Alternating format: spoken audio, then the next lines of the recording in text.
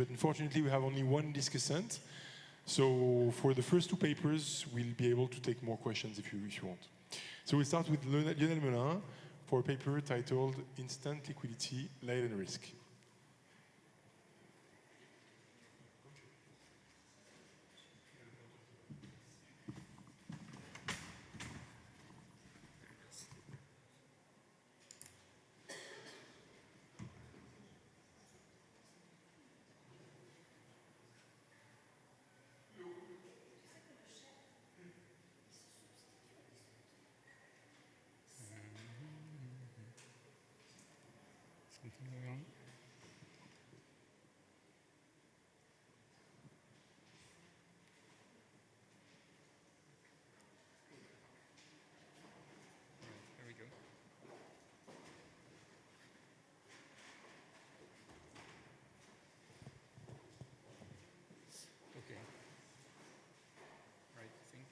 Thank you, David. Thank you, everyone, for attending. I know it's the last session, so I'll try to be entertaining.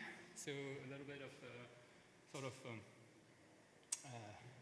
how to say suspense in the title: Instant Liquidity, Latent Risk. ... So this is the work I'm going to present that Florent and I have worked over the past few months, which address actually sort of an outstanding big growing market that is that of fixed income ETF market. That market has grown, has doubled in size in the past 5 years, basically between, well, here are the numbers between 2020 and the end of 2024. And what you can see on the numbers that shows up there is the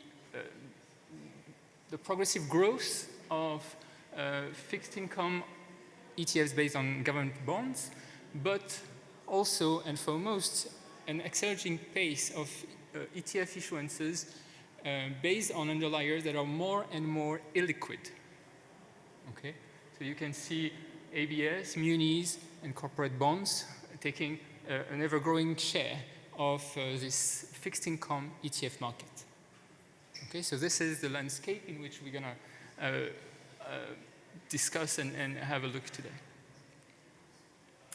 Now, the trail of blood, since if I go for the metaphor of the suspense, which is actually an early warning signal that we've actually witnessed, but I mean, with more or less attention, that actually took place in the few weeks of the COVID stress in market, where in March 2020, we saw ETF tracking error, and actually we call that even more so dislocations via discounts, basically, of fixed income ETF trading at prices anywhere in 5 to 6% discrepancy to NAV.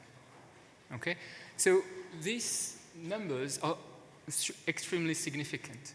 And what actually happened was the beginning of a credit market freeze with an ETF discount widening, which forced the US Fed actually to intervene.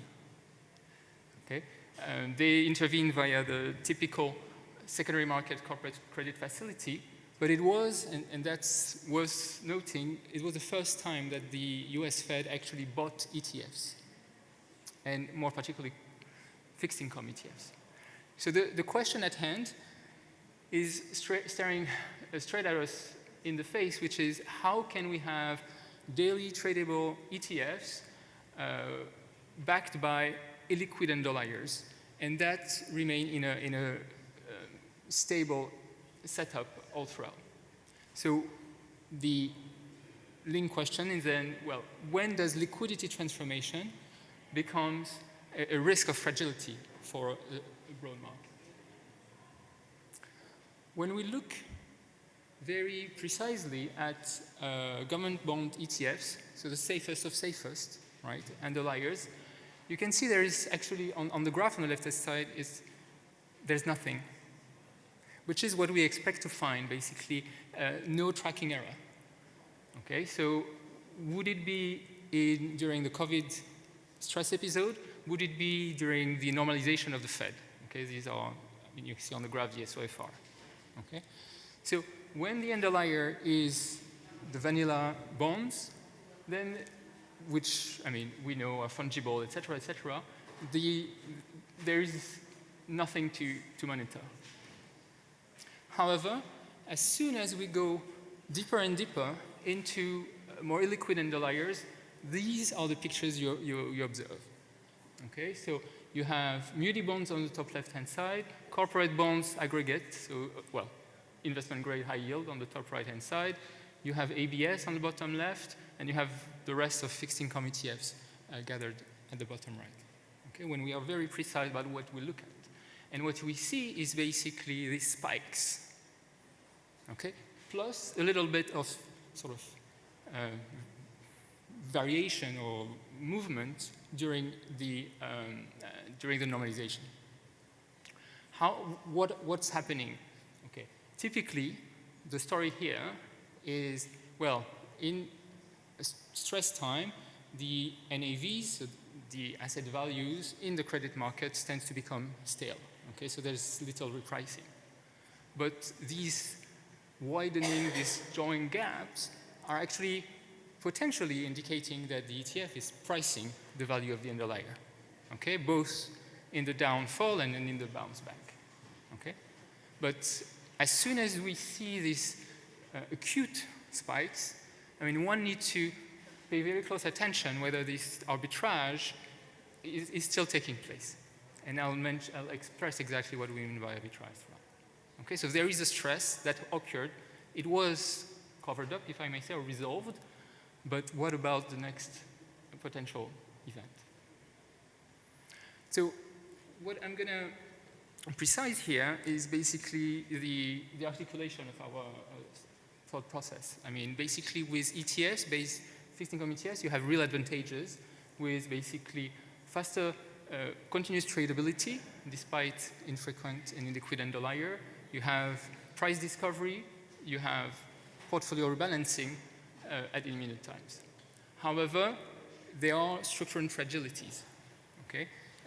In particular, when redemption becomes costly and potentially APs, as in basically the arbitrageurs, may start risk run.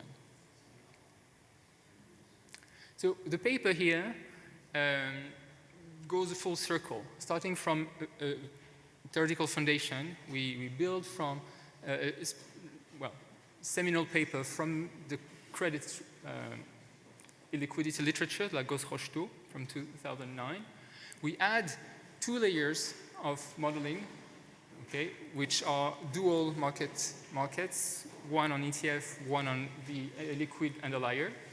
And then we have the arbitraging of assets across the 2 platforms. From there, we have a structural mechanism that express like the full general equilibrium, reduced solved in closed form, which allows us to verify the empirical facts in particular that I've shown, which in the end gives us policy insights. To go rather quickly, but still give you a sense of what's the logic of our doing, well, we have these 2 markets. One where that is competitive for the ETF, and one that is OTC, where basically the asset A trades.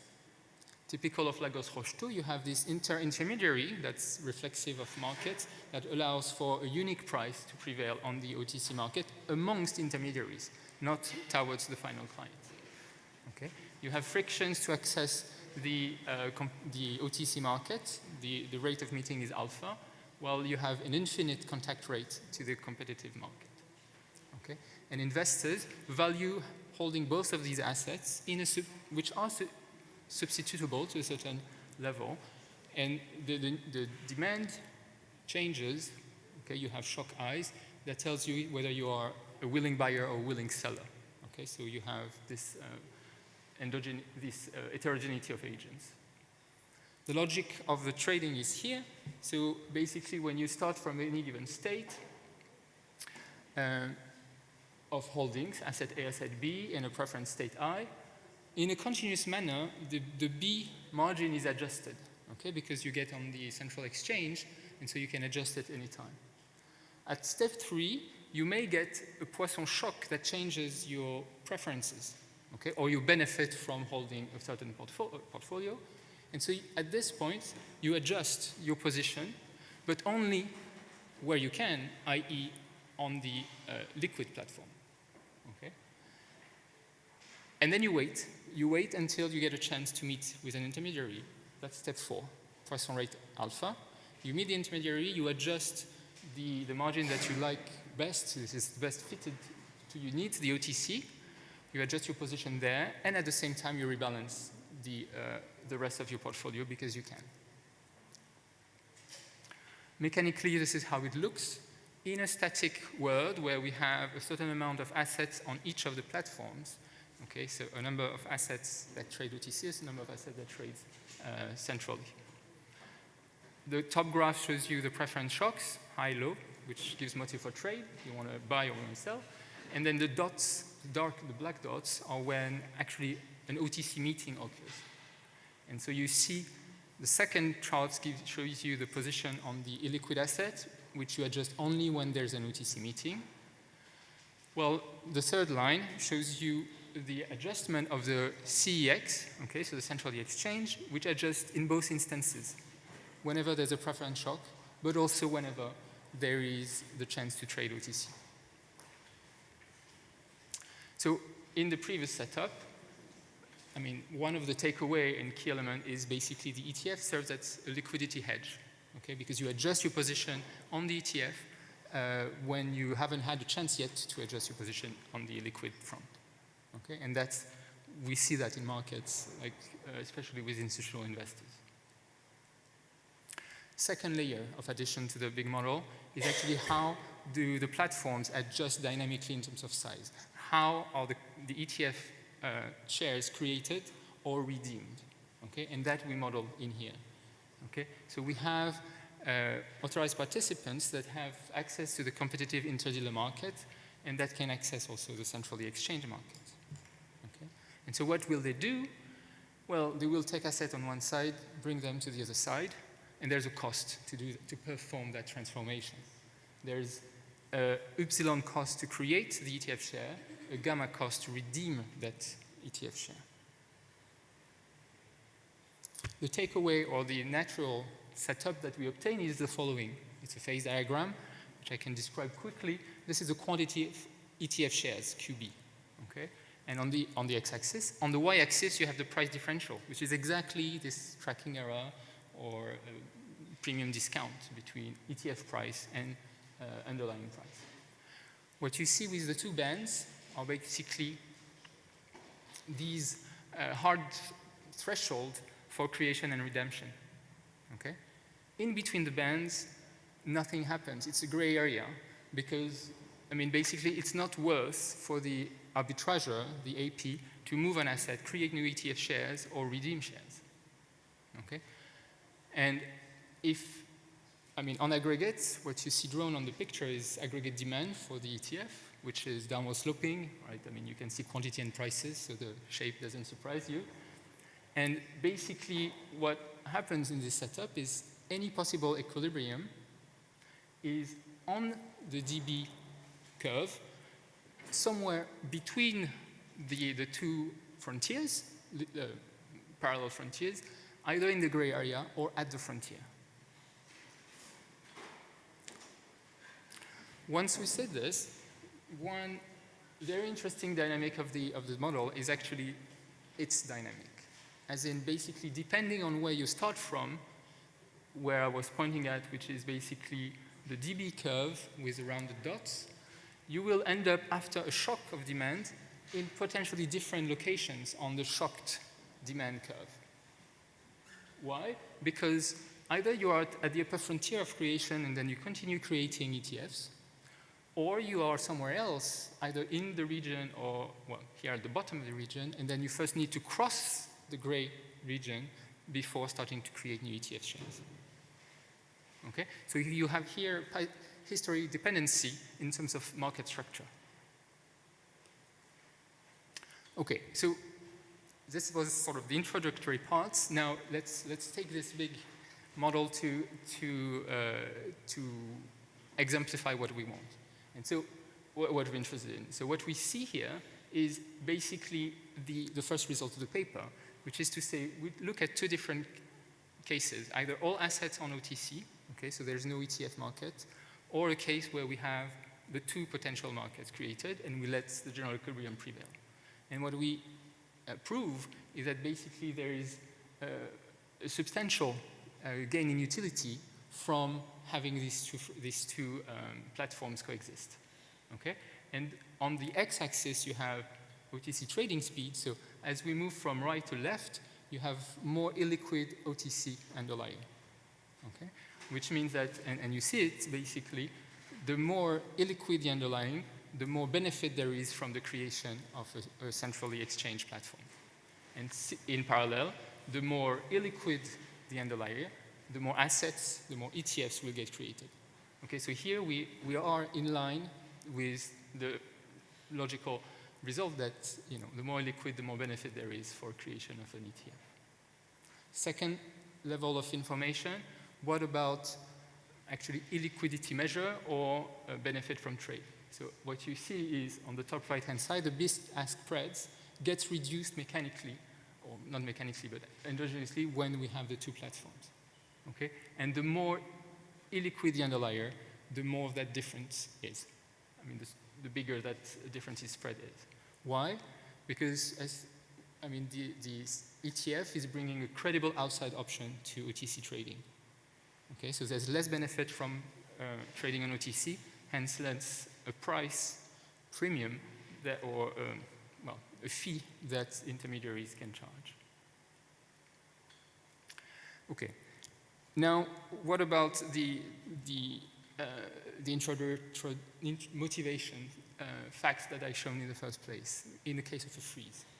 The first example that we start from here is we start from a case where there's a freeze of the OTC market, but we don't know why, basically. And we try to have this experiment thought to say, okay, what happens then on the ETF, centrally exchanged market?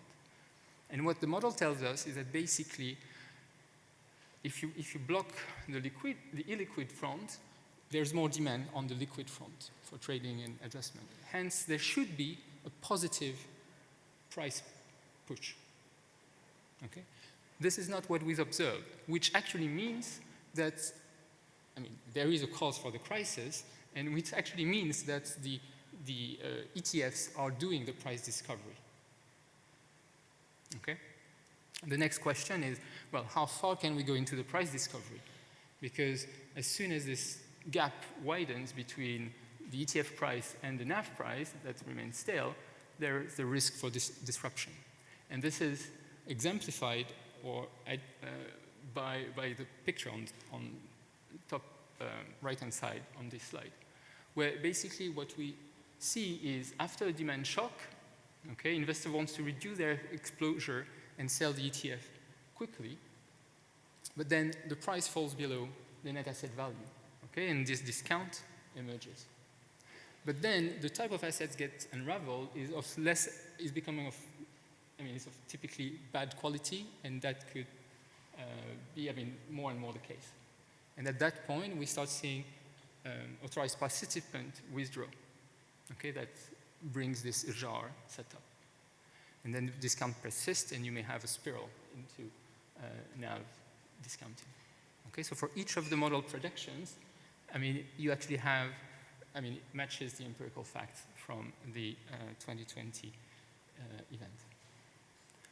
The policy implications is that in normal times, ETFs are there as a very powerful liquidity provider, and hence stabilize market. They allow to manage liquidity shocks, they compress trading cost, and actually they also allow for price discovery when the liquid and lower freeze, potentially.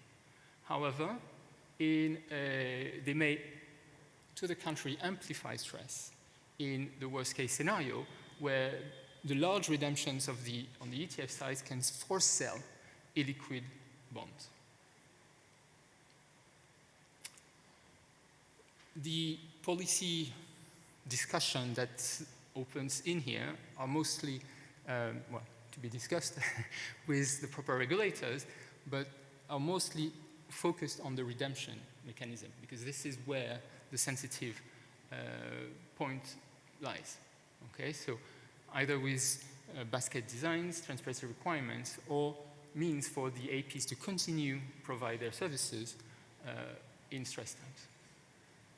To wrap up, I mean, this paper fits into like the whole big literature on, well, it's sort of as a crossroad between the search, frictional search models, OTC, but also ETF fragilities considerations. And to conclude, what we deliver in this paper and this research is a theoretical framework. It's actually the first set up in continuous time that links OTC market and centrally exchanged, hereby named ETFs. Okay, it's the first contribution of bringing this feature. And it's also the first paper that endogenizes the creation and redemption of this liquid substitute, okay, with costly arbitrage. We obtain closed-form solution, which allow for the analysis I've just shown, and which tests in the empirics of the model and sort of put these numbers in the light of actual events. Okay, the empirics of it are to reproduce the ETF dislocation in 2020, to explain the price discovery mechanism, but also the arbitrage withdrawal and in normal time the spread compression. Altogether, this research allows for one more step towards policy identification, and in particular the need to carefully rethink actually the redemption mechanism in times of stress for this market. Thank you.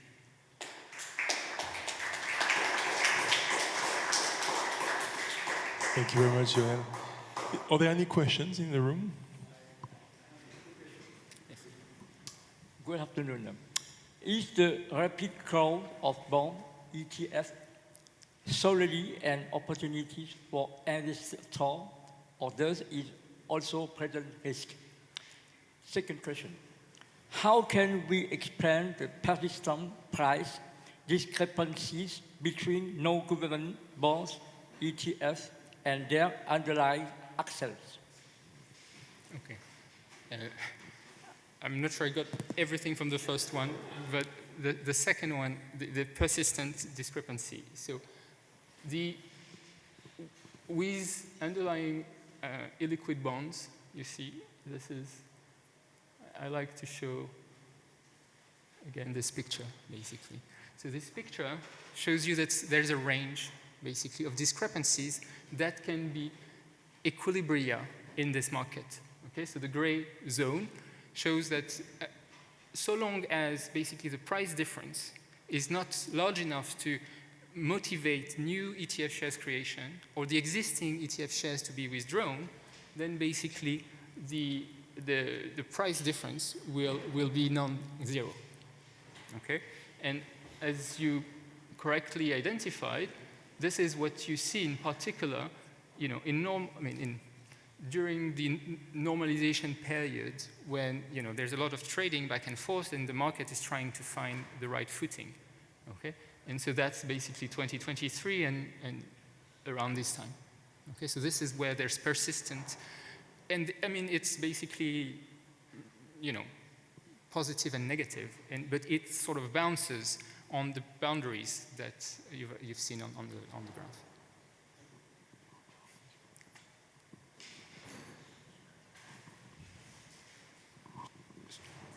So thank you for the talk. I have a question regarding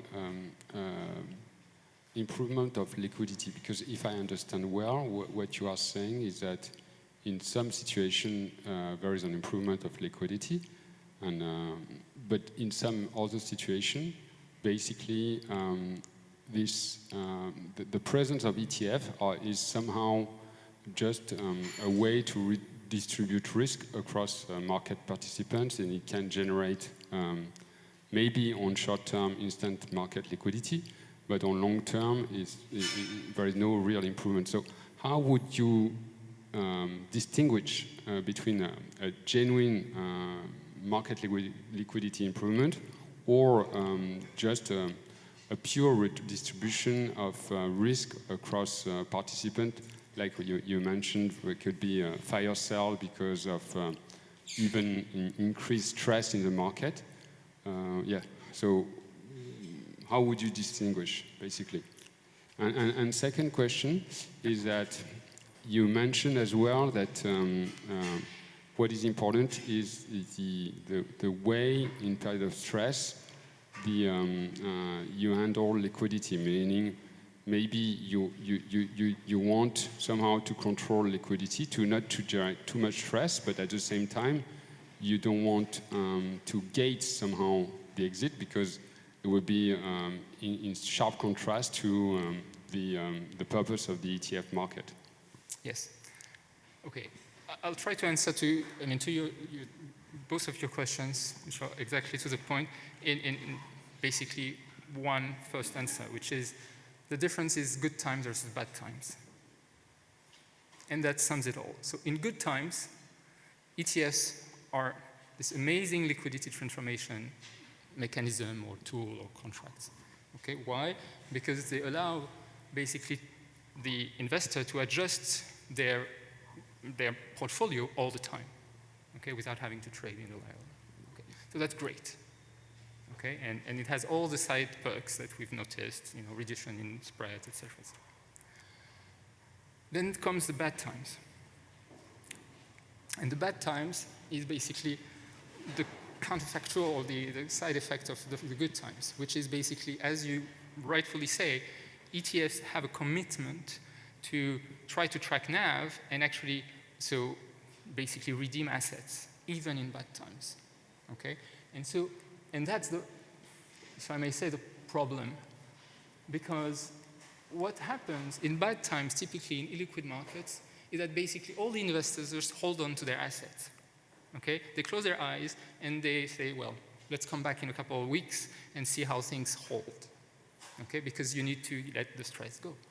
With ETFs, you can't, because you need to adjust, and because you have this commitment, this contract commitment to track the NAV, which actually doesn't exist, but you try still to do it.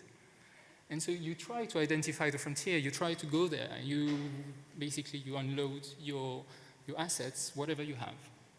And so basically you're pushing the price discovery where the market doesn't want to go, at the time the market doesn't want to go in. Okay, so that's exactly the logic there. Thank you, Lionel. Thanks. So we will move on with the next speaker, who is Tristan Jourde from Banque de France, with a paper titled LRISK, Systemic Liquidity Risk in Mutual Funds. Okay, it's yours.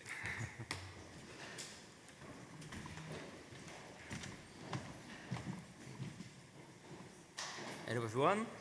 It's a great pleasure to present this joint work with Martin Saillard and Floris van Dijk. We all work at Banque de France, and Floris is also a PhD student at CREST. So the paper I'm going to present design a systemic liquidity risk measure for the mutual fund sector, which we call LRISK. And the initial motivation is that the management of systemic liquidity risk has become a key priority for regulators such as the Financial Stability Board or the European Systemic Risk Board. And this for two main reasons. The first one is that the mutual fund sector has been developing quite quickly and that they now manage a growing share of global wealth, so that their footprint on the debt securities has been increasing. And the second reason is that the sector exhibits a structural vulnerability, so that they offer investors the possibility to redeem their share at a daily frequency, while they tend to invest in illiquid assets such as corporate bonds. So in the event of an investor run, they might be forced to sell those illiquid assets at a discount price, leading to potentially to market crash and contagion effects to other financial actors. In addition, recent events like the COVID-19 market turmoil have shown that those fire sale spillovers are not merely theoretical, but they can have like an actual impact on financial market. And this has also been studied in the academic literature by those papers of Koval, Stafford, and Falato and co-authors. Well, so in this context, the policymakers have been calling for the development of new systemic liquidity risk measure to monitor this risk, partly because the existing systemic risk framework are mostly tailored to the specificities of the banking sector. So, for instance, they focus on the leverage constraints of the banking sector, which cannot be applied to the mutual fund sector. There were existing metrics, risk metrics for the mutual fund sectors, but they tend to consider mutual fund in isolation. So, for instance, they focus on the asset side, and they will compute the portfolio liquidity of mutual funds. But by doing so, they ignore the potential systemic spillover that might be due to portfolio similarities and flow commonalities. Recently, some liquidity stress tests for the sector have been developed, and they are related definitely to our LRISK measure, but they are generally static, almost by design. And also, they are backward-looking in the way they model the market shocks. So the main contribution of the paper is to introduce the first dynamic and forward-looking measure to capture the impact of those fire sale spillovers on financial markets. And the measure builds on two existing frameworks for the banking sector. So the first one is the S-risk indicator by Brownlees and Engel. If you know the indicator, you will see that there are similarities in the way we measure the risk on the liability side. And it also relates to the fire sale spillover model of Duarte and Eisenbach, more in the way that we use granular asset level data to measure, to forecast the impact of fire sales on the market. Let's detail now the methodology underlying our indicator. First, the LRISK aims to quantify the aggregate price pressure on financial market due to the mutual fund due to the fire sale caused by mutual funds, and conditional on a systemic redemption shock. So the model captures the main mechanics of the fire sales by integrating three amplification channels. The first one on the liability side is flow commonality. So we account for the fact that the redemption shocks are not independently distributed across mutual funds, but they tend to happen simultaneously. Second, on the asset side, we consider the portfolio similarity, so the fact that the overlapping holdings tend to concentrate the selling pressure on the same asset. And finally, we model liquidity spirals where those selling pressure actively degrades the level of liquidity of the assets. So here you have the main equation for the aggregate LRISK, okay, at the market level.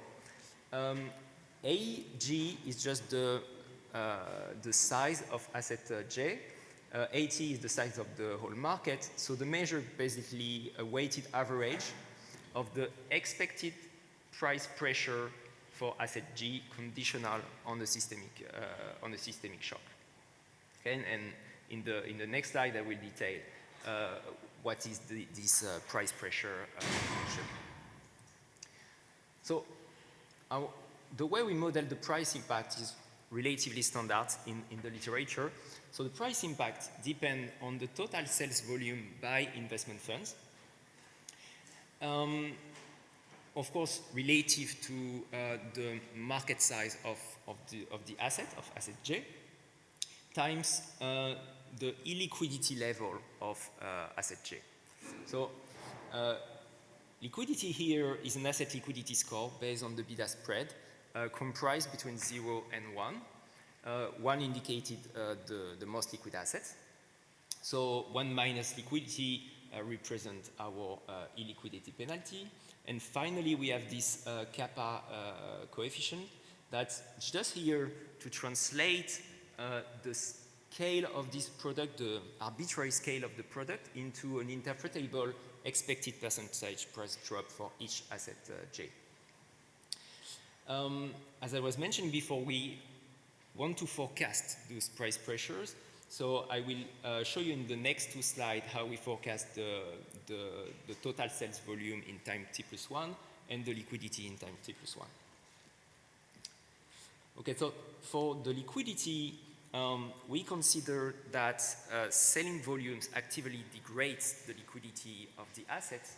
So following a linear relationship, so that the liquidity of asset J in time t+1 is equal to the liquidity in time t plus this gamma times the selling pressure. Okay, then we just substitute this formula into the previous equation for the price pressure, and we get the following. So the main difference is here we've got this quadratic component, which is actually crucial for our model because it is the main reason why the concentrated selling will have a disproportionate impact, price impact on the aggregate market. And the last thing I need to describe is how we measure the expected total sales volume by investment funds. And for this, we need to look at what happened on the liability side. So in order to measure those total sales volumes, we need to define first a systemic redemption shock. And we need to predict a systemic redemption shock at time t for t+1. So for this, we take the aggregate flows of the mutual fund sectors, the historical aggregate flows, and we use a caviar model to forecast at time t the tail risk in global outflows at t+1. Then we want to know how this global shock would be distributed across individual mutual funds. So for this, we want to estimate the sensitivity of each of the flows of each mutual funds to those aggregate shocks. And we we use a DCC-Garch model to estimate those dynamic conditional flow betas. And finally, we need to assume a liquidation strategy by mutual funds in case of systemic redemption shocks.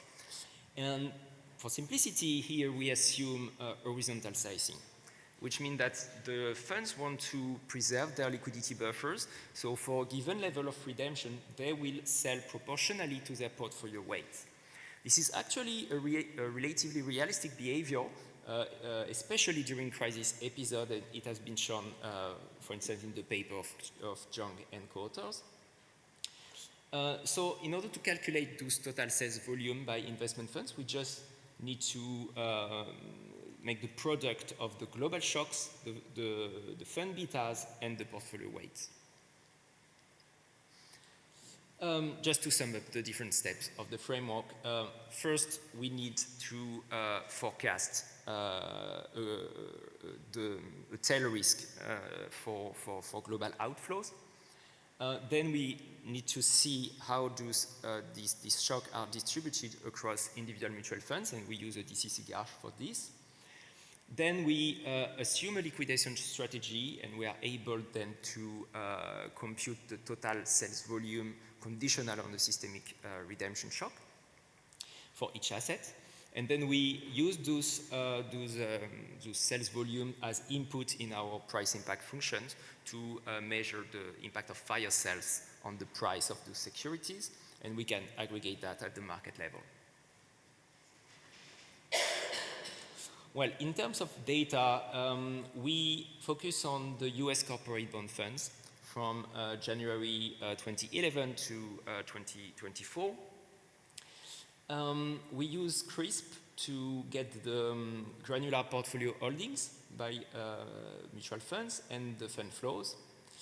And we compute the beta spread based on traced NNs and data stream, and we use those beta spread to compute our asset liquidity scores. Well, here you can have a look on the evolution of the aggregate LRISK for the US corporate bond funds from 2011 to 2024. As you can see, there are three different curves. So the global LRISK for all the portfolio holdings is in red. But actually, the corporate bond funds hold both sovereign bonds and corporate bonds. So we can distinguish between the two segments. And we can see here that the systemic liquidity risk caused by corporate bond mutual funds is mostly driven by the corporate bond segment. This is also due to the fact that they hold more corporate bond than sovereign bond, and also due to the fact that the market size of the sovereign bond market is much larger. Then we can see that there is a counter-cyclical dynamic to this LRISK. So the vulnerability tend to build up during calm periods, and then they tend to be flushed out right after a crisis. And this is a pattern that mostly comes from the way we measure the global redemption shocks. And finally, we find that the measure tend to spike during the main stress episodes, which, for instance, during the COVID is due to a sudden deterioration in asset liquidity. Right, now we will validate the measure at in different dimensions. So we will look at the micro level, asset level, then fund level, and then macro level. Okay, so first at the asset level, we want to know whether those expected price pressure has a predictive power for the realized bond losses during the COVID-19 episode. So we use a cross-sectional regression here, in which we regress the maximum drawdown of those bonds during February and March 2020 on the expected price pressure computed in January 2020. And here are the results. So we have standardized the expected price pressure here is the interpretation, which means that one standard deviation increase in this expected price pressure increased the maximum drawdown by 1 to 3%. So the effect is very significant, and it's also quite meaningful economically speaking. Next, we look at the fund level. And first, we need to compute a risk measure derived from our LRISK metric at the fund level. So it's basically the weight at the portfolio level, the weighted average of the price pressure of each asset in the portfolio. And we want to know whether the fund with the highest exposure to LRISK tend to underperform during sudden redemption shocks. So we compute this redemption shock dummy variable, which take the value 1 when the outflows are above a certain percentile. And we regress the returns of the funds on especially this interaction term between the exposure LRISK and the redemption shock. Again, we standardize the exposure LRISK for ease of interpretation. And we find overall that when there is a sudden redemption shock, the funds with one standard deviation more exposure to LRISK tend to underperform by about 1%. And finally, we want to know whether the aggregate LRISK can be used as an early warning signal of stress on the corporate bond market. So we will use two proxies of corporate bond market stress. The first one is the simple default premium. Okay, this is the difference in credit spread between the high yield and investment grade bonds. And the second one is like a composite indicator designed by Boyarchenko and co-authors for the US corporate bond market. So we regress those proxy of corporate bond stress on the present and past values of our LRISK measure the lags of the dependent variable and some microfinancial variables like the risk, the VIX, sorry. And those are the results. So basically, it shows that the LRISK has a good predictive performance for a distress on the corporate bond market up to 1 to 2 quarters in advance. Okay, I will skip that for the sake of time and just focus on this last section of the paper. So we were wondering whether a central planner or policymaker could potentially coordinate the liquidation by investment funds in order to mitigate the implication of fire sales on the market. And we also consider that the regulator could be could also focus on the future resilience of investment funds. So he might not want the funds to deplete all their liquidity buffers to cope with the current redemption shocks, but to keep some buffers in case there is another redemption shock in the coming months. So this translates into the following optimization program. So the central planner will want to minimize the LRISK, so to find to allocate the selling pressure the best way in order to minimize the LRISK. And on the right, you have this TNA-weighted resilient penalty, which overall measure the remaining liquidity buffers in the universe of investment funds. Okay, and you have these lambda parameters that just govern the trade-off between those two objectives.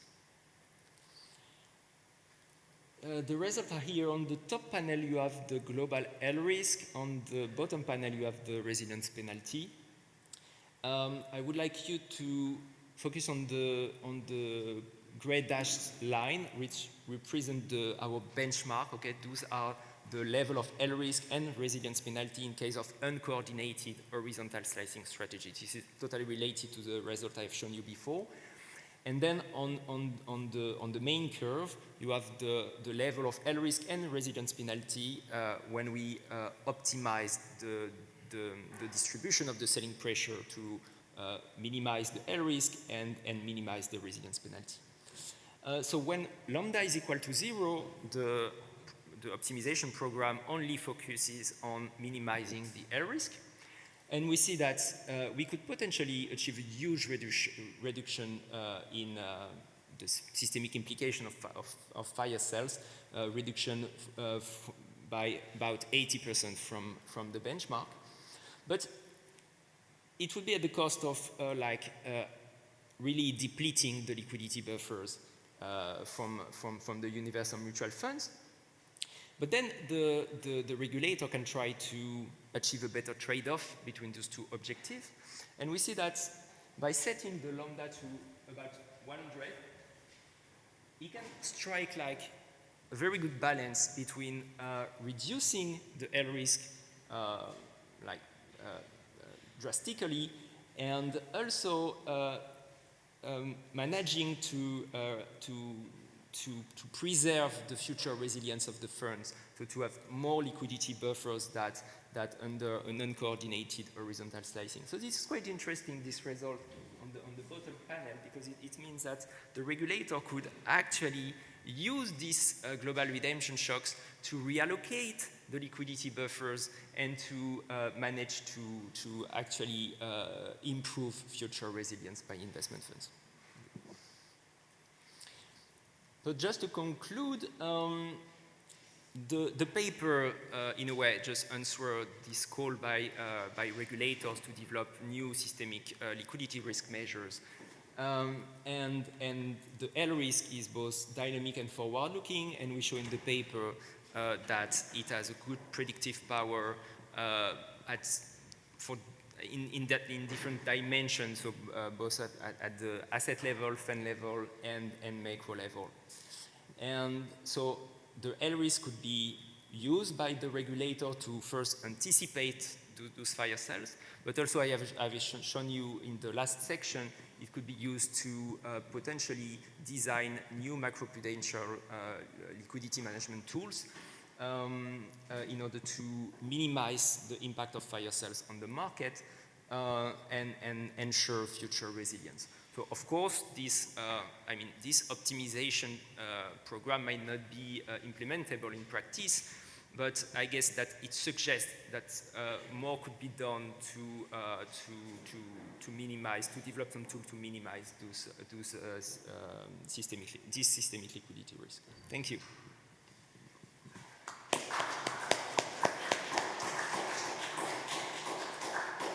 Thank you very much, Tristan. We have a few minutes for questions.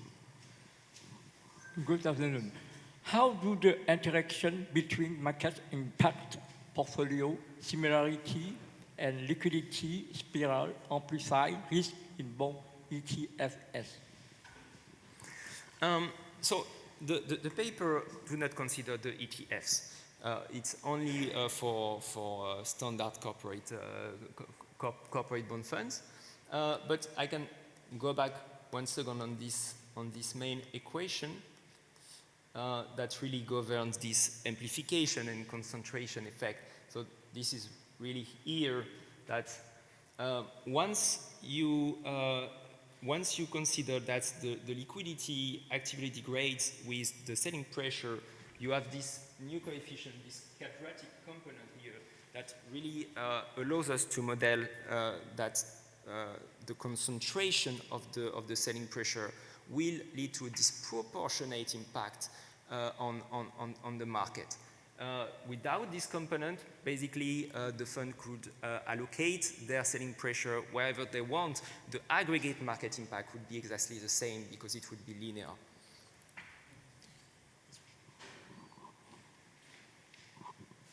So thank you for the talk. On slide 13, I didn't understand why the adjusted R-square is so different across the different columns. Okay. I guess it's this one, right? No, slide 13. 13. Yes. Because we can see that the adjusted R-square is sometimes quite significant, 0.63, 63 for column 2, 3, 5, and 6, but it's rather low for column 1 and 4. What should we conclude? It's just a matter of including the fixed effect or not. So basically, by including those really granular fixed effect, we capture a lot of the unobserved heterogeneity in the data, which increase a lot But the column 1 and 4, what do they correspond to? Yeah, you are right that we didn't include it. So in column, the difference between column 1 and column 4 is that we include the so in all controls we include the lag flows of the funds, and in column 4 we also include the current flows. But there is this this endogeneity between the flow, this flow-return relationship. So that's why we present both, just to ensure that the results are robust But then the column 2, 3, and 5, and 6, what are they? Because they look quite similar somehow. Yeah, sure. So 1, 2, 3 is without the current fund flows, and 4, 5, 6 we include those current fund flows. But you are right. We need to note that somewhere here. And I have another question. Coming back to slide 5, I'm a little bit puzzled because here you assume a quadratic impact of the that is governing somehow the liquidity spiral, but it's a quadratic impact, and therefore you find after that there is a quadratic impact. But I was wondering, so there is a kind of full fancy in the sense that because it's quadratic in the assumption, it's quadratic in the impact. But if you had something more convex, and I don't know, I'm not a specialist with that, but I imagine that somehow when there is stress, the impact of liquidity on prices could be more convex than purely quadratic. So if you had made something not quadratic but somehow more convex, would you find back that it's even more convex, or somehow it's not depending on the assumptions? So, I mean, we use this simple form because then we derive some expectation, and it's much more simpler with this kind of simple linear and quadratic form that with some complex exponential or something like this. But there is a large literature on the question on this form of those price pressure functions. So I would say that when we talk about macro impact, like the effect of if you trade today, what will be your effect on the market? So you would have more like a square root here, because at some points someone will be there to buy because the price would have moved. But here we talk about a systemic shock. So everyone will want to sell at the same time. So we assume here that the effect is not the same, and that those selling pressure will actually have a disproportionate impact on the price. Yeah, many in the literature just consider that there is this linear link between a linear price pressure and not this quadratic one. But actually, if you don't assume that there is a quadratic element here, the effect on the global market will be exactly the same, whether the fund sell this asset or this asset, and this selling pressure, this V relative to A, would have no impact on the global market. Thank you very much, Tristan. Thanks a lot. Thank you. Okay, so now we will have 2 papers in a row, so we need to be more picky on the time, because we'll have 20 minutes for each paper, plus the discussant who's here. So we start with Noémie Benamou, with a paper titled Building Trust in Illiquid Markets with AI-Driven Private Equity Replication.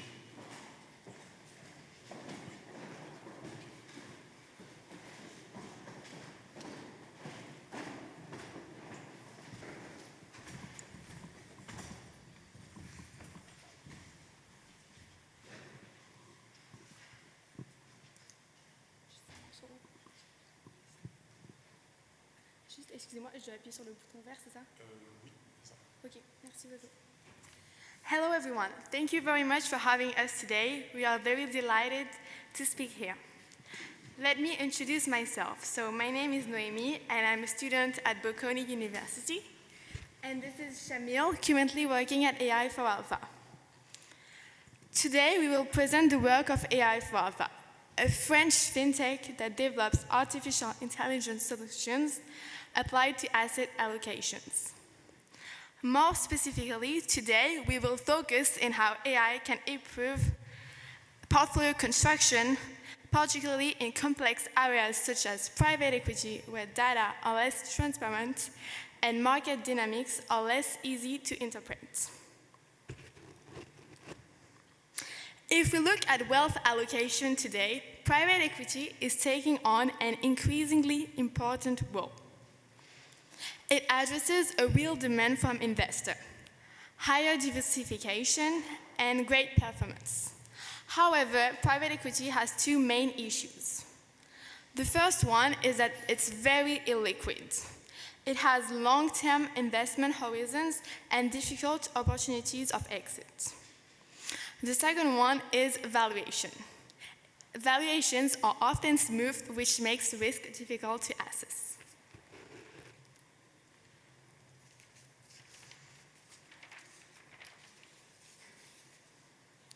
If we take a step back, private equity is no longer a niche.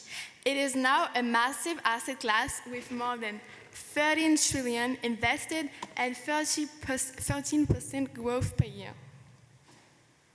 So we are looking at something structural, not cyclical. Some players, such as Carper, have devoted more than 30% of their wealth. We also have some sovereign wealth funds, such as Adia and Carpers, that also invested a lot. And finally, we have some scholars, such as Harvard and Yale, that devoted an important part of their wealth. But we can see that the main challenge is illiquidity.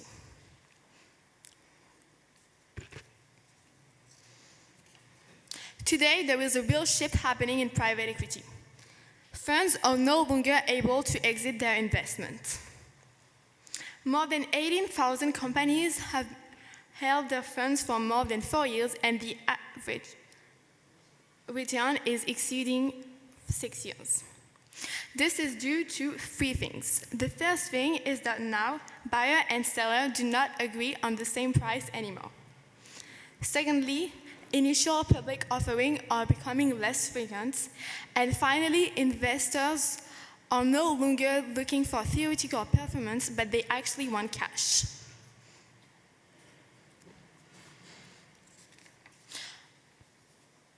What the McKinsey report highlights is that investors are no longer looking for the internal rate of return.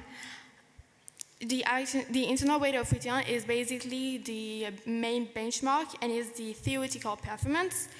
It has plummeted from 32% to 35%, whereas the DPI has increased from 8% to 21%.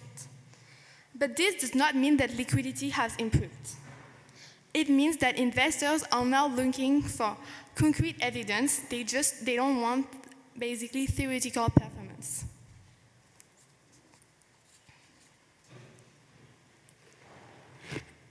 Investors today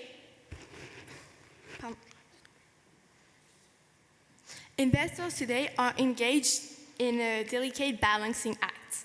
They value the returns of private equity, but they also want greater performance. The challenge is to find liquid alternatives to private equity that can combine performance with adaptability. But the research is that illiquidity often shows that strong illiquidity is often linked to strong returns of private equity. So replication strategies have been attempted. For example, the Stafford approach based on small cap stocks or the Thomson Reuters private equity index built sector by sector. But these replications have limitations. The first one is that they rely on strong historical data, which can create risk of overfitting. The second is that they do not capture the full subtlety of private equity, such as managerial decisions and timing of exit. And above all, they struggle to reproduce the lower volatility and the resilience often associated to private equity.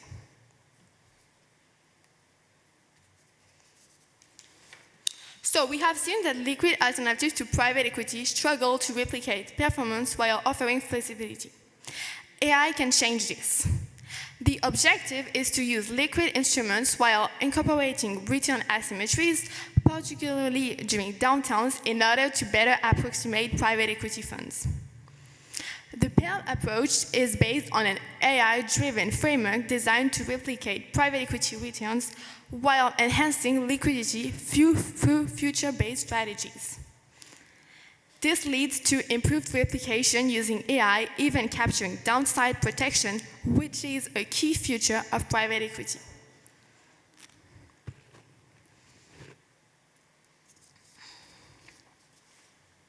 On the private equity index side, we observe annual returns of 11% to 14%, with volatility between 6% and 9%.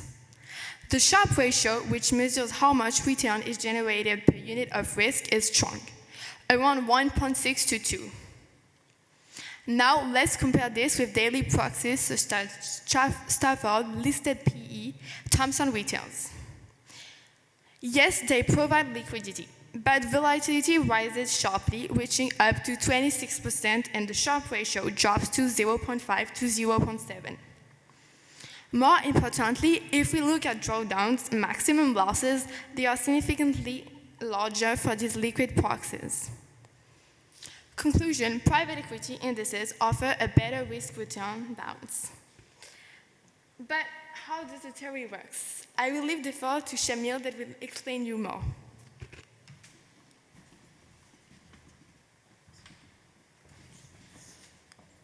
Thank you, Noémie. So now, thank you everyone for having us today in such a beautiful place. So now let's move on to the paper. So the name of the paper is PEARL. PEARL stands for Private Equity Accessibility Reimagined with Liquidity. And our research uses a two-step approach. So first of all, as Noémie said, investing in private equity sector is a challenge. First of all, private equity funds are not liquid and have lockup periods from 5 to 7 years. There are other investable private equity indices, such as the FTSE Private Equity Buyout, the Selective Cyprus, and the BRP, but they are subject to market drawdowns and high volatility. And they do not capture the implied option of the private equity managers to select the best exit timing. The solution we propose with our PEARL paper is that we replicate daily private equity funds returns through liquid futures with sector-based allocation and optionality captured via an extended universe. So here you can see on the graph, in light blue are the proxies we are trying to decode, and in dark blue, the AI for alpha private equity decoding. And as you can see, it is less subject to market drawdowns and to volatility than the proxies, while keeping the private equity performance we are looking for. Now, let's go beyond the private equity proxy index and the two-step approach I told you about earlier. The first step consists of decoding liquid daily proxies with graphical models. So we fine-tune graphical models to decode daily proxies. And here you can see a simplified graphical model with two types of nodes. The white nodes are the net asset value of the proxies we are trying to decode and our factors. And in gray are the factors that we use to decode. So for example, equities, FX, interest rates, and commodities. And the main improvements of graphical models when we compare them to classic regressions is our research assesses that we have two main improvements.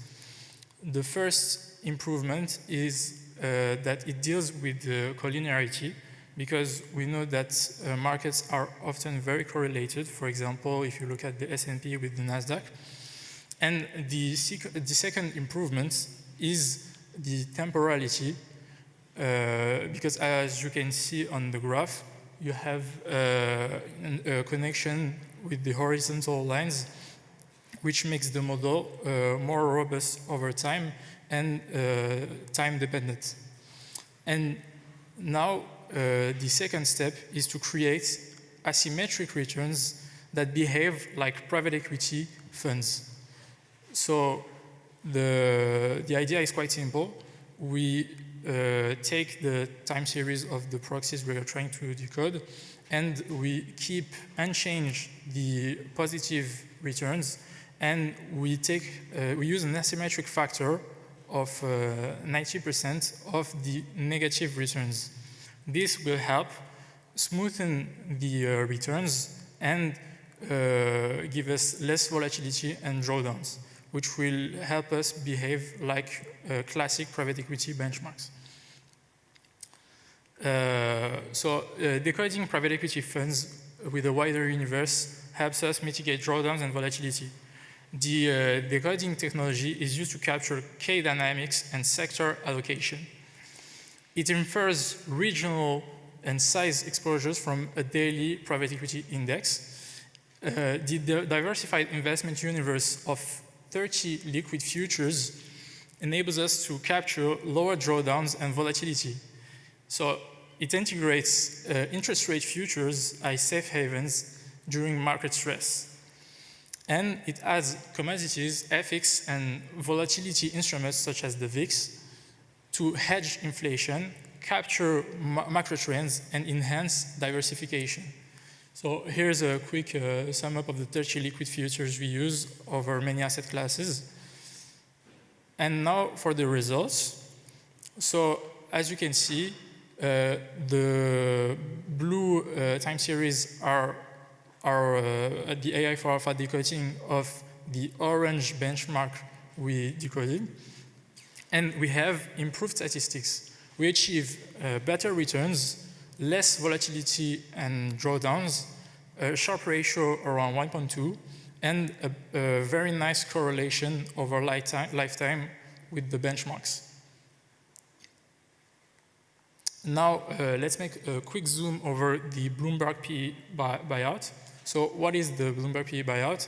It's the benchmark investors look for to know how private equity markets behave over time. And as you can see, it is published on a quarterly basis, and it is not investable. So we only use it as a benchmark. And as you can see, the AI for alpha private equity decoding has a very similar return profile, while never seeing it for training our model, which is quite nice. Now, I will let Noémie conclude. Thank you, everyone. To conclude, we can say that AI bridges the gap between liquidity proxies and traditional PE benchmarks. We also have enhanced return, reducing drawdowns, and improving Sharpe ratios. We might also integrate macro indicators and alternative assets in the future. Many thanks for listening to us.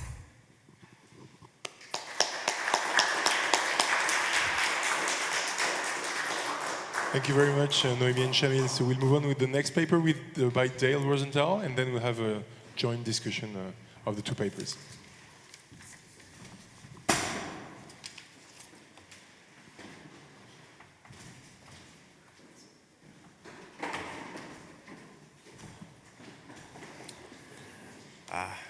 Je suis très heureux de venir à Paris et puis l'Institut Louis Bachelier. It is very, very nice to be in the place that inspired Louis Bachelier so many years ago. Et aussi pour ma grand-mère québécoise acadienne, sera fière de moi de dire merci aux organisateurs de l'Institut Louis Bachelier. Thank you so much. It's wonderful to be back after a long time. So I want to talk to you today about, we're talking about hidden financial risks. I'm going to show you something similar to the last paper. I want to talk to you about liquid factor models. Here we've got un fait de légal. So we'll just, Morgan Stanley doesn't have opinions. I do. So I want to talk because there's some weird things we do when we do modeling, and we're so into it that we don't think about it. But as someone's trained as a statistician, when I started poking into this, I realized it's a little weird the way we use regression models. We want to describe returns and we want to assess risks, but we don't just care about model fit. Everyone in the AI world wants to convince us that it's just about fit. But it doesn't feel right to us because we actually really care about these individual t-stats. We care about p-values. We care about the coefficients because we actually care about those individual covariates. They have meaning to us, right? We ask, is that intercept alpha? Is it significant, right? If we think we have a good model, that alpha should probably be close to zero if we're capturing all these sources of risk. And there's problems. There's problems with some of these models. Sometimes we build models where we can't hedge the factors. And that might seem like not such a big deal. And I'll tell you that that can be a pretty big deal because you sometimes have clients who do want to alter their portfolio. And if you're a pension fund, where you are holding $60 billion, you can't just rebalance. And they can't feasibly alter that portfolio. So they need what we call overlay. They typically use a derivative solution or something where you can repo it out very cheaply, like government bonds. Another big problem is if you go and do an analysis with a model and your analysis is unstable over time, you erode trust. And so it's not only is it not just about fit, but we want models that are stable over time. Because if people are hedging to this and they re-hedge every time the model changes, but maybe that likelihood surface is very flat, and you're not making much of a difference overall in risk, you're paying money for something that isn't actually giving you any value. So that's a real problem. So I'm going to introduce a liquid factor model that's got some innovations. We're going to get more out of our factors. The factors are liquid. I'm going to use cheaply traded instruments. These are things that revealed preference. The market has chosen that people want to hedge these risks already, right? And I'm going to have to do some, so that gives us transparency, but I'm going to have to do some things with these. I can't just take them straight as they are, so I'm going to combine some of these. That's going to give us, hopefully, some covariates that are more meaningful, and it will also chip away at some of the collinearity problem that we're going to have, right? Then when I do the estimation, I'm going to drive out, like St. Patrick, the last of the collinearity, with a sort of form of PLS, that's sort of theoretically informed, called Tipples. It's basically a shrinkage estimator, so this is the machine learning part. That's going to cut down our standard errors. That's going to stabilize the betas. I'll show you a little bit on that. And what we'll find is that this model actually will perform the best out of a set of models out of sample. We're going to have the lowest estimated alpha. We're going to have the most stable betas as we roll forward in time. Yes, out of sample, and higher R-squareds out of sample. So, in my line of work, so I'm at Morgan Stanley, a part of it called parametric. We need multi-asset models. But I'm going to argue that probably all of you need multi-asset models. Because the truth is, even single asset portfolios have cross-asset risks. Right? And if you think when we go back to pricing equities and we do it as discounting cash flows, as soon as you're there, you've got curve risk. The yield curve is in there. There's some credit spreads maybe. So in industry, we tend to use things like Borrow1 and Aladdin. They're not actually really, you can get entries in their databases for other assets, but their corporate bonds have no equity beta. Their equities have no credit risk, right? They just have a blank empty field. So this doesn't really work. You know, once we get a lot of these factors in there, we do have to worry about collinearity. That's going to make betas unstable. It's going to inflate standard errors, so we're going to want to fight that. There's a lot of benefit to having a model with tradable factors, right? There's a lot of literature that says that that's going to give us more explanatory power, better performance, going to protect against misspecification. But we don't see it in the models in the literature. And that's because of a weird historical accident, which is when Barr-Rosenberg, when Fama and French wrote their first models, when Chenroll and Ross wrote their models, liquid financial derivatives, they weren't, a lot of them didn't exist, or they were just starting, but they weren't yet very liquid. Now you could ask, why does the Fama and French five-factor model not just throw the S&P 500 in there, but I haven't. So that's sort of why we don't, one of the reasons we don't see these in models. So full transparency, I'm gonna show you 10 factors here. I'm gonna start off with the S&P 500. It's where if we're in the US, right, it's what we're gonna look at for equities, right? If I were looking at a European portfolio, that'd be the Stocks Europe 600, right? And then I'm going to build a really liquid size factor. It's super easy. All you need is 2 returns. I'm going to get the Russell 2000 minus the S&P. You could do MSC, the MSCI Small Cap Europe, right, which there are futures on, minus that Stocks Europe 600. I'm also going to do this with sort of Russell 1000 value minus growth. There's futures on that. And then I'm going to get the level, slope, and curvature of the yield curve, looking at some key points, right? I can get these with bonds or bond futures. So I'm going to look at 3-month, 2-year, 5-year, 10-year, and 30-year. Right? And that slope and sort of bump, that curvature, if you look at this goes back to like Litterman and Schenkman, if you look at that curvature, that bump part, that tends to actually be correlated with interest rate volatility. After that, I've got some zero duration credit spreads, right? They're actually in return space, so they're like duration times spread. So an IG, that's off the iBox IG, that's got some of the most liquid ETFs and futures on ETFs in the US. And then the iBox HY, which has duration like a 5-year, and I'm going to look at the spread of that above the IG part. So that's really a pure high yield component of that. And then we'll look at changes in break-even inflation and the VIX. And like I said, we can find analogs for a lot of these in Europe, in the UK, in Japan, Korea, and Australia. The credit is maybe the harder one when we get to Asia. You might have to go to swaps. So that's it. We've got 3 equity measures, 3 yield curve measures, 2 credit, break-even inflation, and the VIX. And that third yield curve factor is kind of like interest rate. volatility. Anyway, if we had a really clean interest rate volatility contract, we could probably sub that in.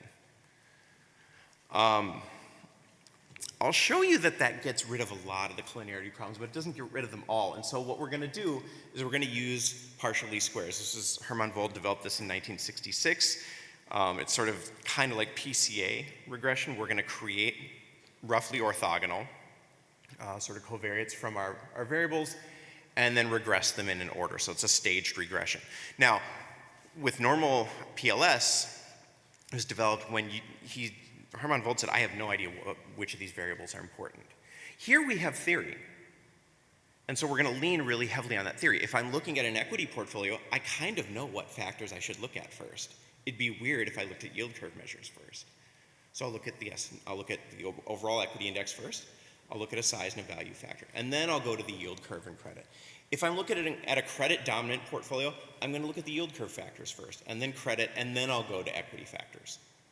That's it. I don't do much more data snooping than that, right? I just need to know what's the dominant sort of asset class, right? If it's real estate, I'll do an equity sort of bias. If it's commodities, I tend to do the yield curve first, right? That's it. It's a little weird in the sense that we're going to get different answers because we're projecting on a certain space first, but we do this. You do this. When you get on the metro, sometimes if the RATP app says like, hey, make these two interchanges, you say, no, I'm just going to stay on and make that one interchange or just take it all the way because if I miss that interchange, I'm going to lose time. And so you're preferencing a certain dimension already, and that's going to affect your answers for the other dimensions. We're going to do the same thing. So here, just sort of summary data. If you look, the top are the liquid instruments I'm using to build the factors, and you can see the correlation matrix from them, right? And some blocks of pretty strong correlation, so collinearity would be a real problem here. Down below is where I create the factors from these, and if you look, a lot of the correlations go away. There's just two big ones that stand out, those two ugly red squares, kind of angry looking. What are they? It's the VIX having a negative correlation to returns in the equity space. We live in a mean variance world, so we should expect that. And it's that bump on the yield curve relating to the level. Yet again, a mean variance trade-off there, just in rate space. So not too different from what we should expect. But it does reduce, we get to something that's a lot closer to orthogonal here. Right? And what I'm going to do is I'm going to look at 2,310 US ETFs as of the sort of end of November 2021 up until I think it was up until like mid 2025, right? And I'm going to look at these broken up by their asset classes that underlie them: bonds, stock, commodities, real estate, FX. There's a couple of those, and then multi-asset or unknown. If I couldn't figure it out, I just threw it in the unknown bucket. I didn't chuck it out, so I've made my life a little harder. And I'm going to look at 4 models to compare the value of this. I'm going to look at the kitchen sink model. This is what some people will suggest you do. You throw all those liquid instruments into your model, and then you build your sort of covariates afterwards with the fitted betas. It's a little weird, but there are people that do this. That's our kitchen sink model. We're going to have more regressions in there. We're going to have collinearity. It's going to be a problem. Then I'm going to just make those covariates where I've sort of created these different liquid factors. I'm going to put those all together, but I'm going to estimate them jointly, so I don't have any preferencing going on there. And then finally, the shrinkage part, where I go do the sequential estimation, I'm going to estimate for equity portfolios, equity factors first, and for fixed income portfolios, fixed income factors first. And then I'm going to compare these. Fama and French have, there's their 5-factor model with the Carhart factor. They also have a bond model. They don't talk as much about it. You'll see why. But it is out there, so we got something to compare to. To give you an idea, we're going to look at some tables to some extent. I'm not expecting you to read every number. It's more or less looking at them like pictures. But here, what you're seeing the sort of the average estimated beta, like say for bonds in that first row. And you can see there were 443 bond funds. Our average R squared for these was 50.6%. Our average estimated, the sort of beta hat for that yield curve level, it's a minus 0.86, right?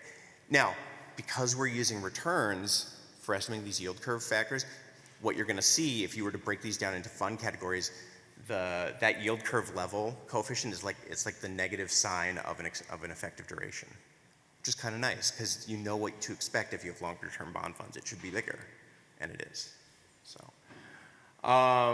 the bolded numbers will show you where the better metric is, right? So here, I take that kitchen sink model, and then I just, you know, the bottom half of this table is where I've built these covariates. So instead of just throwing all the liquid instruments in, I create the factors. And what you see coefficients with smaller standard errors, right? So you see more significance in the model that's down here on the bottom. You also will see your sort of estimated alphas and the t-stats for that tend to be a little closer to 0, right? You know, there's a little bit where, you know, some of the credit spreads come out a little bit more in the kitchen sink fact model, but that's not necessarily what would you expect. Our first go-to factor wouldn't be a credit spread. So there is something going on that may be a little weird there. But then, so there's a little value in building these covariates, right? But then what I'm going to do, oh, sorry, I went backwards. Here now, I'm going to compare one step further where I do the preferencing. And what you'll see is it really pushes a lot of the strength into the equity factors for equities and real estate. If I don't know, if it's a multi-asset or I don't know what it is, I just assumed equities would go first. I don't know. I didn't even look. That could be totally wrong, but I just ran equities first. If it's bonds, commodities, or FX, I figured your yield curve factors and credit would come first. And sure enough, it pushes more of the explanatory power to those factors. And we see, yet again, you know, t-stats come down pretty heavily. So we're doing a pretty good job at explaining things here, right? How does this look versus the Fama and French models? The Fama and French models don't do too bad. They don't do too bad for equities. They're pretty horrible for anything that's fixed income related. You know, lower R-squareds, it's hard to find significance. They don't, there's also this weird thing. I'm looking at I mean, if you go back to Litterman and Shingman, I'm looking at level, slope, curvature of the yield curve. And I've gotten the question a number of times, why are you looking at this for equities? You have excess returns. Remember, excess returns, you're subtracting off a short-term interest rate. That's nothing to do with the rest of the curve. And so we have all these asset pricing models pricing equities that have nothing to do with the yield curve. Even though, if you think about it, there are certain sectors that we expect to be more sensitive to the yield curve. Construction, real estate, finance, right? It's a little odd, right? So we're performing pretty well versus these Fama and French models, but what if we break this up?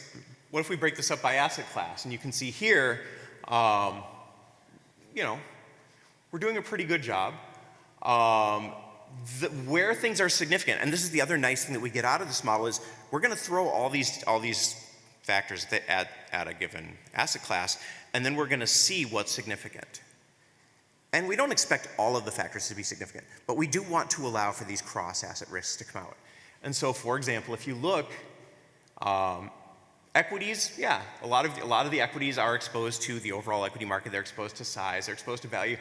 But they're also sometimes, and you don't see it as much here, but if you start breaking it up into fund categories, some are exposed to credit conditions. We see that in particular with, you know, if we look at sort of the finance sector or whatnot. Same thing, bonds. If you look at certain bonds, some of the bonds have significant equity beta. No surprise, it's going to be your corporate bonds, and especially if there's convertibles there, right? So that's nice. That makes sense, right? Commodities. What are commodities sensitive to? The yield curve, inflation. There's also an equity and credit because commodities tend to move with economic growth. So, and you need to finance exploration and production. So, all of that. What's not here, because it's not an ETF, but I'll talk about it later, we are doing some work on looking at private assets with this as well.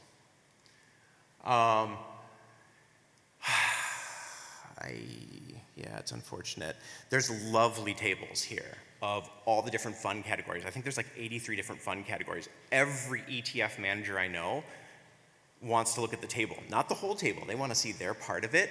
But if you go and look, it's like you would expect. Longer term bond funds have a larger coefficient in magnitude, right, for that level of the yield curve. Short-term bond funds, you know, like if you look at a long-term bond fund, that coefficient will be about a -12 to -18, right? You have an effective duration of 12 to 18. If you look at an intermediate bond fund, it's down around 8 or 10, -8 or 10, right? So the things we would expect are there. Value funds have exposure to the value, have exposure in, to sort of the value. Growth funds have a negative exposure to that value minus growth factor. So if you look in the paper, it's kind of fun seeing how many things tie out. That's great in sample. What about out of sample? Because we're hoping that this model is more stable. And so what I do is I do one-year rolling regressions, and I define my fund universe as of, the end of November 2021. And I'm going to roll forward. If the fund delists, I just stop looking at that ticker. It's done, because tickers can get reused, and that could lead to weird sort of conclusions. And what we find is that the full model, right, where we do this, where we build these sort of liquid factors, and then we do this staged regression to preference certain factors, has the most stable betas, right? As in, comparing against all the other models, it's winning 59 out of 60 times if we look at daily returns, right? So you're looking at sort of one-day updates to these betas. 49 out of 60 times if we're only looking at significant factors, right? Once we go to monthly, again, 58 or 57 out of 60 out to quarterly. So looking a quarter ahead, how much did the beta change? And we're still changing the least with this same model. That's nice, because for our clients, when we analyze their portfolios and then we go back and reanalyze it, they're less likely to need to re-hedge, which means they don't have to go spend money on price impact. I know, market makers need Ferraris too, but not from us. So that's kind of nice. If you dig into the paper, there's tons of sort of tables where you can see the changes out of sample and then the changes only looking at the significant factors, because those are the only ones you would be hedging anyway. Right? This is another thing we found with clients. They like to be able to say, I'm only going to focus on what's significant. So instead of thinking of 10 factors, I can think of 3 or 4. Right? So that's kind of nice. We look at all these different ETFs. We see how the model performs. It performs really well. If you look at the different fund categories, you will see that equities don't just have exposure to equity factors. Bonds do not just have exposure to yield curve and credit factors. Commodities have exposure to all sorts of things. Probably the worst performance is for FX. There's only 6 FX funds. They tend to be focused on single currencies. It's, that's not such a surprise, because we don't have any factors that are related to those particular foreign exchange rates. Now, there are international funds in here, and that's the really weird part, is we even do a pretty decent job at looking at, say, European value or growth funds with a US value minus growth factor, which is odd. So maybe there's something a little transcendental about that. So that's kind of nice. Now, there is still work we're doing this. Like I said, we've created and used for real with clients versions of this model with factors for other economies. Europe, UK, Japan, Australia, Canada, Korea. Not hypothetical. That's one of the things I do in my job when I'm not doing research, is going and talking to clients about this and looking at their portfolios. We've extended it to handle private assets and liquid returns to unwind some of that volatility washing that you get there and get at what is the real volatility, what's the real Sharpe ratio, what would you use to hedge this. It gets a little messy because you have so many delays in price updates that you have to confront the possibility that your hedge will be much more volatile than your PE, but over time, it will even out. And so those are the kind of conversations we're having. But we're getting, in some cases, with PE and some infrastructure funds, we've gotten some R-squares on a few cases up to 80, 85%, which is not bad when you're coming from clients that literally don't even know what their beta is to start. So that's a lot on liquid factors. We found it pretty useful. It's a lot of fun. It's something I used to do as a professor because I was lazy and I didn't want my students to have to go to Ken French's website and download things. So this was an easier way of building an assignment. But it turns out that there's a beauty in that revealed preference from the market. That simplicity has a strength to it. If you want to talk more about this, I will be in Paris for the rest of this week. Feel free to message me and I would love to grab a cafe with you.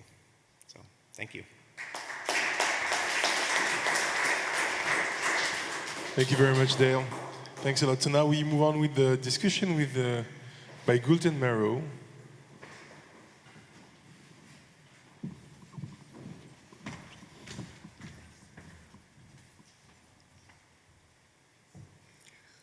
So I was told to discuss 2 papers, which I did, so I'm sorry for the 2 first papers. I will start with the first paper, Building Trust in Illiquid Markets with Artificial Intelligence-Driven Private Equity Replication. So the focus of the paper is on private equity. Why is that? Because of the attractive performances of private equity, very low max drawdowns.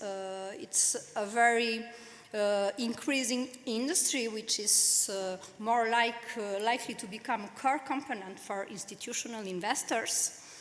But there's a problem.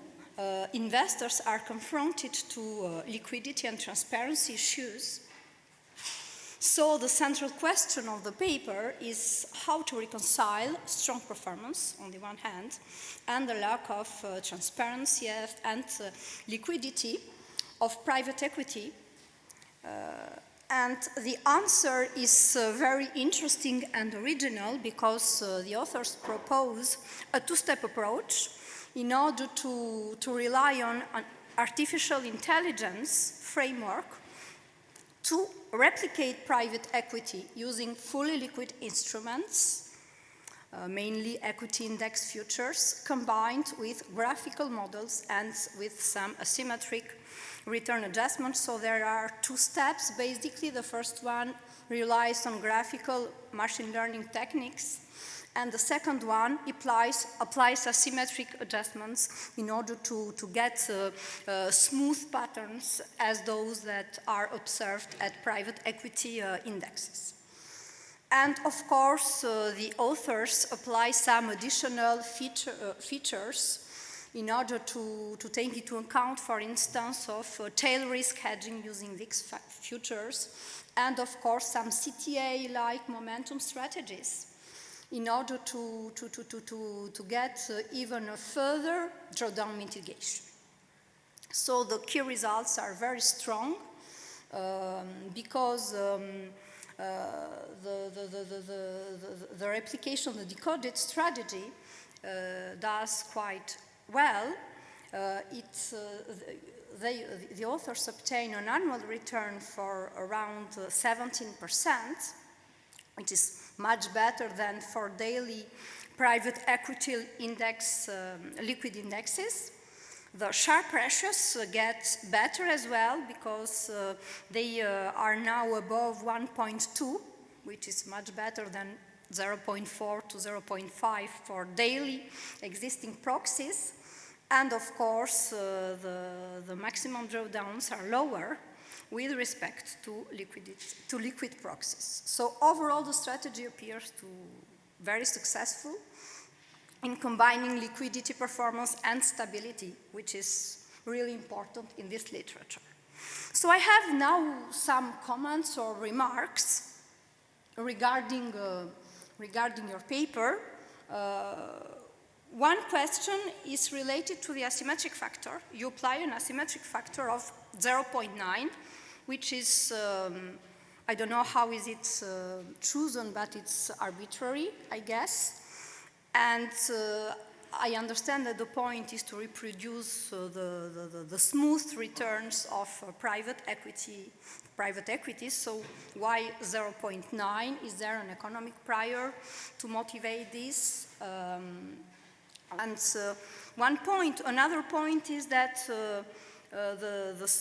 this effect of smoothing returns applied by private equity managers is not static in time. It depends on the economic regimes, so they have to be more to pay more attention to downturn periods. So, is there a reason? maybe this 0.9 is stable for you, but maybe static, it's not the answer. Maybe you should try to vary this factor, asymmetric factor. Another remark is related to, to the fact that if the smooth returns artificially will improve the Sharpe ratio. So there's a paper of Law, old one, who used to show that for hedge funds, return smoothing of hedge funds artificially improved Sharpe ratios. So is there a way for you to disentangle the benefits of the first step of your approach, graphical decoding, from the artificial improvement of the Sharpe ratio relying on the asymmetric factor? So maybe it would be interesting to try to compute Sharpe ratios with and without the smoothing to get the benefits of the decoding, graphical decoding, and to disentangle these benefits from the smoothing. Yes, the model is, the objective of this model is to provide more transparency, but also your model provides with a lot of complexity, because the decoding is not very, it's not very intuitive for those who do not perform it. So, there's another hidden question: what is the economic meaning of replication? So, we know that the private equity returns typically are explained by active ownership and governance, operational improvement, long-term investment horizons, and compensation for illiquidity. So, is there a way for you to prove whether your decoding is related to economic drivers just mentioned, or is just a statistical way to replicate observed patterns which may change in time from one economic to another? So to provide more stability, the model or your decoding strategy should be related to economic drivers. So is there a way to provide proof about it? Then only a few remarks regarding the transaction, regarding the out-of-sample performance. So, if I understand well, you use a training period from 2005 to 2010, which includes the global financial crisis, and then you test the model using another period, 2011 to 2025, which does not represent the same characteristics as the period you used for training the model. The training period is like more bearish, while the out-of-sample period is more bullish. So it is great to calibrate the tails from a more bearish period, but I mean, the characteristics of the test and the training period are not the same. I was wondering what would have been the performance of the model if the test period would have been more bearish. So backtesting is okay, but I mean it should be completed to stress test scenarios more inspired to more bearish periods. So yeah, the question is how would the model perform in extreme stress scenarios? And yes, my last remark concerns the transaction costs. So you are using very liquid instruments, but still to replicate private equity portfolios, you need to do it dynamically, so it will induce trading costs as well as margin requirements. So is there a way to show some evidence on how this can resist to transaction costs? And finally, I have a more broadly philosophical question. So you are replicating private equity benchmarks using more liquid existing benchmarks. So you are doing better, much better than the existing liquid benchmarks because the Sharpe ratios are getting better, but still they are not as good as the Sharpe ratios of the private equity itself, which is, I mean, normal because there's the liquidity premia and so on and so on. So I was wondering, maybe a thought for future research, whether it would be interesting to directly confront your model to private equity funds. And I'm not talking about the index, but I'm talking about individual private equity funds, because when you look at the index, the skills of several managers are quite offset, because they offset each other. So it would be interesting to go into the individual base level and test your model in order to maybe isolate private equity alpha. So that's all for the first paper.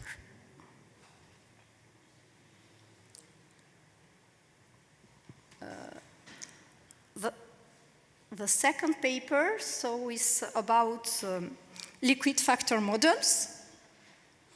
So why liquid factor models? Only 3 minutes, okay. Why liquid factor models? Because people need more tradable factors, because holding-based models cannot easily be applied for larger liquid portfolios, because without liquid tradable factors, it wouldn't be possible to isolate alpha, and what is interesting now is that liquid financial futures which appeared quite recently, can now be used to create liquid factors, and that was not the case many years ago.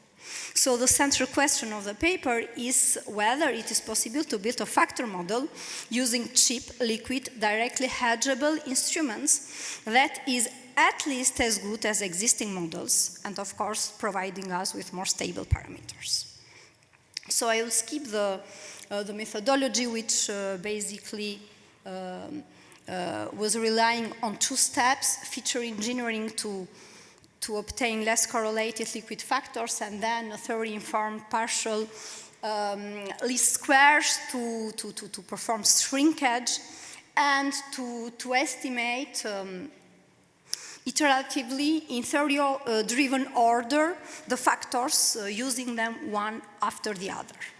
So the results are very, very, very nice empirically. Both in sample and out of sample R2s are much better. And a nice finding, a nice surprise is that the yield curve level factor turns to be a very important factor, which was ignored in previous factor models. So I have some remarks as well. First, regarding the multicollinearity. So feature engineering is well motivated. The VIF, variance inflation factor, drops very sharply after you use it. Your theory-driven partialized squares works very good as well. In the paper, it is presented as a biased by stable estimator. And I have just 2 questions regarding the shrinking. The first one is regarding the ordering of the estimation of factors. I understand that there is a theory-driven, so equity factors work better for equity funds, but if I understand well, you use all 10 factors, one after the other, so it would be interesting to test other ordering. I mean, yes, the equity factors should be the first ones to be included for equity funds, but then for the other factors, I mean, there is a debate, so maybe you should test other alternative ordering. What if you replace theory-driven by in-sample VIFs to motivate the factor selection, the ordering. Yeah, 1 minute, I'm almost done. And I was wondering, I was thinking about these old-fashioned criteria, stopping criteria, that have been used, for instance, by ING 2002, 2003, because there is a debate. You start from the prior that the 10 factors are necessary for a given fund you want to explain, but sometimes you have to find an equilibrium between more noise and more signal. So maybe the 10 factors are not useful all the time. Maybe it should be interesting to think about a stopping criteria, maybe 8 for some rolling periods, maybe 7. So there is a debate on that point that should improve, I guess, the replication. The omitted yield curve level factor is very interesting. So I was wondering, what if you put it in the Fama-French factor model and try to figure it out whether it works better? And at the end, this is my last comment, alpha assessment and performance evaluation. So I know that the point of this paper is not to filter alpha, but I have a concern, one question regarding the estimation of alpha, because the bias introduced by ordering, by shrinkage, to deal with this, you estimate recovering alpha putting the alpha with all the betas in the same OLS regression. But I was wondering whether it is enough. Maybe by simulation methods, you should maybe test whether the bias is completely vanished by doing this or not for the alpha estimation. And again, one last comment regarding maybe future work. You use ETFs here, you analyze the performances of ETFs. Why not applying your methodology to more active or more opaque funds like hedge funds or mutual funds, and maybe dynamically, like in Kozovsky, because you have very great factors, less correlated. But I mean, beta stability is okay, but beta can change regarding with economic regimes. And why not accounting for luck, like in Saillard 2010? It would be interesting to test whether luck is related to factor selection and shrinkage. So that's all. Thank you for your attention. Thank you very much, Gulten. I think we have time for one, maybe 2 questions. We have just 2 minutes.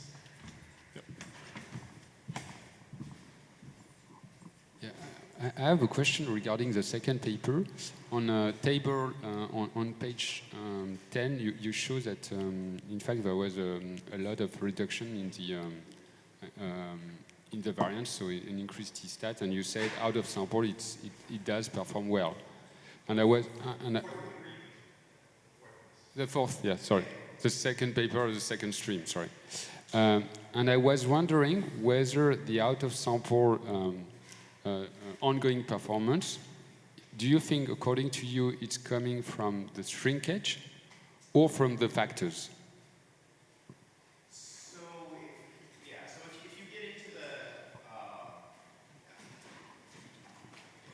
So if you get into the if you look into the tables, building the factors, that sort of feature engineering, does a good bit over the short run. But as you go out to longer periods, the staged estimation, that sort of shrinkage, does seem to sort of help out more and more as you get to longer periods of time, like 1 month out, 1 quarter out. If you had to in a pinch and you just sort of terrorists take control and make you run one model, you could estimate things jointly together. You still get a lot of the benefits, but it doesn't. It peters out because it's less stable, and so it's going to be re-hedging more, and that's where you get those problems, right? Because the joint estimation, you've got, your off diagonals aren't 0, and so it'll swing between things. Thank you very much. I think we're almost done. You have one very, very quick question, Tristan? I've got a question on your presentation too, about the test assets you use. So I understand that the objective of the paper is to explain the performance, the short-term performance of the funds. But I mean, so you basically compare your multi-factor model with other models in the literature, like the Fama-French model. And I just wondering whether your test assets are, you use ETF, whether they are able to really capture the full diversity of information that you would find in individual assets. Like if you take the individual stocks, for instance, you would have like hundreds of different characteristics. And I imagine that in the ETF portfolio, you will have a lot that just represent an index of a certain country or a certain sector.